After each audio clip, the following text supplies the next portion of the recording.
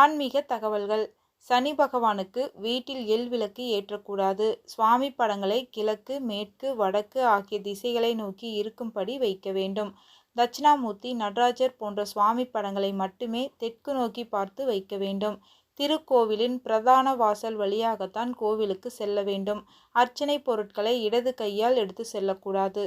எலுமிச்சம்பழ தீப விளக்கை கோவிலில் மட்டுமே ஏற்ற வேண்டும், வீடுகளில் ஏற்றக்கூடாது. சுவாமிக்கு எடுக்கும் ஆரத்தியில் சுண்ணாம்பு சேர்க்கக்கூடாது. மனிதர்களுக்கு எடுக்கும்போது சுண்ணாம்பு சேர்க்கலாம்.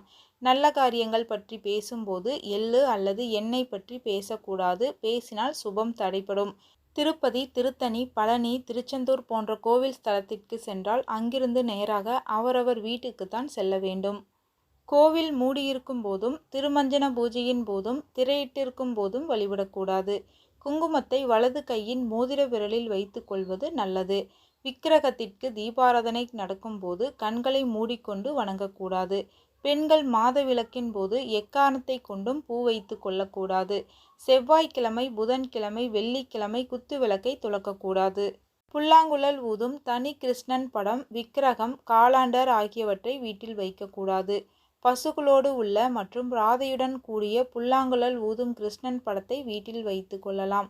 கர்ப்பிணி பெண்களோ அல்லது அவர் கணவரோ சிதற தேங்காய் உடைக்கக்கூடாது. ருத்ராட்சம் அணிவோர் இறுதி சடங்குகளுக்கு செல்லும் பொழுது அதை கழட்டி வைத்து விட்டுதான் செல்ல வேண்டும்.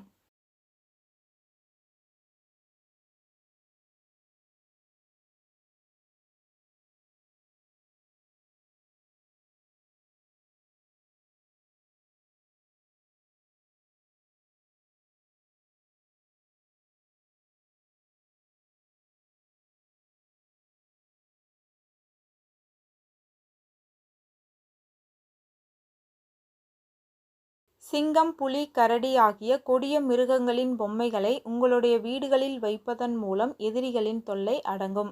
தன்னை பற்றி பிறரிடம் சொல்வதன் மூலம் குறைந்துவிடும் பாவமும் புண்ணியமும். நாம் செய்யும் பாவங்களை நாமே பிறரிடம் சொல்லும்போது அதுவும் குறைந்து கொண்டே வரும்.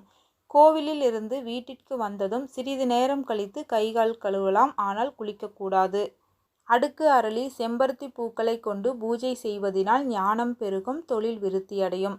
ஒரு பெண் கர்ப்பமான 7வது மாதத்திலிருந்து அவள் குழந்தை பெற்ற 30வது நாள் வரை அவளது ஜாதகத்தை பார்த்து பலன் சொல்லுதல் கூடாது.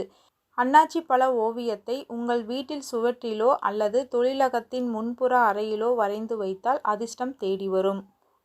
வெட்டிவேர் இருக்கும் இடங்களில் தீய சக்திகள் அணு அளவும் நெருங்கக்கூட செய்யாது. வெட்டிவேருடன் எலுமிச்சம்பழத்தை சேர்த்து வீட்டு வாசலில் கட்டி வைத்தால் துஷ்ட சக்திகள், துர்தேவதைகள், கெட்ட விஷயங்கள் எதுவும் நம்மை அணுகாது.